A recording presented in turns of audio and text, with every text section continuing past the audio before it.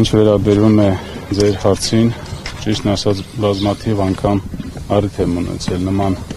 զառանցանքներին պատասխանելու, ես առաջին հերթին կոչ կանեի մեր հասարակությանը, մեր զոհված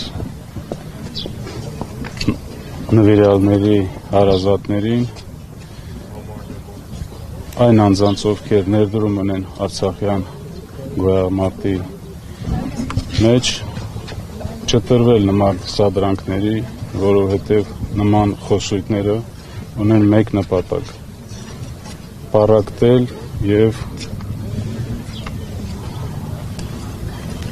սերմանել մեր հասարակության մեջ անհանդուրժականություն իրար նկատմամբ, որը գլոբալ մեծ ծրագրի մի մասն է կազմել։ Ես ճիշտն ասած չէի ուզենա նման հարցերի անդրադառնալ, բայց հակիրճ կանդրադառնամ, ինչ վերաբերում է փախեցին, ճողոպրեցին, ուզում եմ նման խոսույթ տարածող անձանց հիշեցնել, որ ինձ թվում է խոսքը վերաբերում է վերջի ժամանակահատվածում այդ մետրոյում հայտնի մետրոյում եւ դրանից հետո կառավարության ճեպազրույցում հայտարարեց այդ մասին Նիկոլ Փաշինյանը։ Այո, փախածների հետ կապված։ Բայց ասում էր իշխանություններին նկատի ունեն, ոչ թե ժողովրդին։